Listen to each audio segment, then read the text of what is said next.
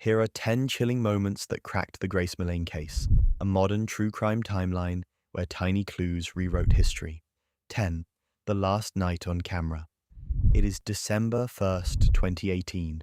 Grace meets Jesse for the first time, and they do the classic first date shuffle across multiple bars.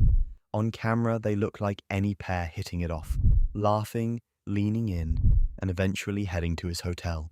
This is the anchor point for everything that follows. It matters because surveillance did not just capture a couple on a date. It captured the final confirmed moments Grace was seen alive, the foundation of the timeline investigators would build. 9. The birthday silence. The next morning is Grace's birthday. Friends flood her phone with messages, no reply. All day. That absence is the first alarm bell. Real life is messy, but birthdays are hard to miss, especially for someone traveling and staying connected. This matters because it shifts the story from a simple weekend date to a suspected disappearance, activating family and police attention.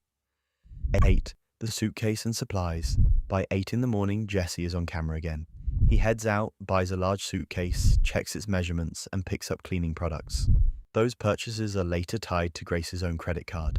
That is a devastating link.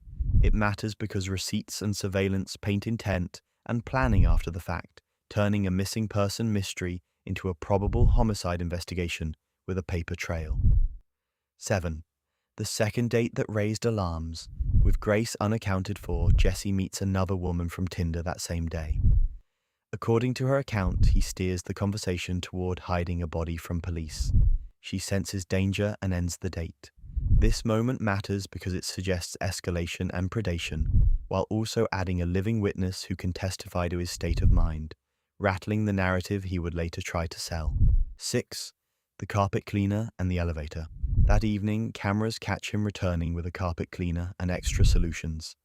Soon after, he appears with a hotel trolley stacked with luggage, including the heavy new suitcase. He heads to the car he rented earlier. Every step is recorded. This matters because movement in public spaces, captured again and again, turns the cover-up into a visible procession. You do not need a confession when the timeline is that vivid. 5. The shovel and the deep clean. At dawn, he buys a shovel, makes disposal runs, and gives the rental car a thorough clean, especially the back where the suitcase sat. A single morning becomes a conveyor belt of damage control. This matters because the pattern is classic post-crime behavior. Purchase, transport, conceal, sanitize. It is the sort of sequence juries and judges recognize instantly. 4. The father's appeal and the police breakthrough. Days pass with no word.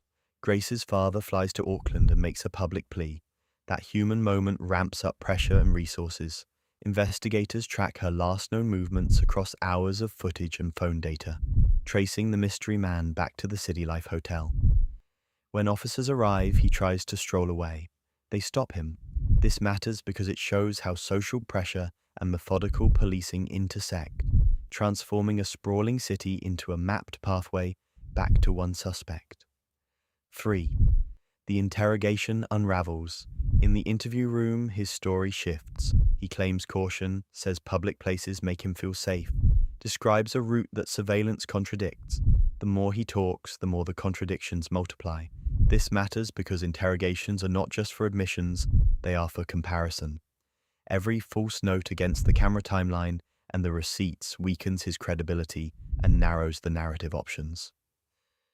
2. The 50 Shades story meets the evidence. In a second interview, he pivots, saying it was consensual intimacy that went wrong, invoking a pop culture script to reduce culpability. But investigators have already found blood traces in the room, the purchases on her card, the search history about body disposal, and even photos taken of her after death. Autopsy would confirm strangulation and bruising consistent with being held down. This matters because the defense cannot survive contact with the facts. Consent claims collapse when paired with concealment, cleaning, and calculated disposal. 1. Verdict and legacy. Grace's body is found in bushland outside Auckland. In New Zealand, murder is a single category with a life sentence available. A jury hears the digital breadcrumbs, the surveillance, the receipts, the lies, and the attempt to recast the event as an accident. He's found guilty and later receives a life sentence with a lengthy minimum term. Additional women come forward and further convictions follow. This matters most because it is the point where the trail of small clues does what history demands.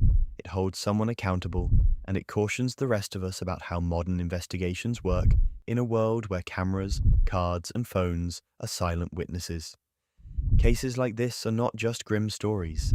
They are lessons in how timelines are built, how small details align, and how truth survives strategy. 10 moments, each one a thread, woven into a verdict that rewrote a family's history, and a reminder that in the age of surveillance, footprints are everywhere.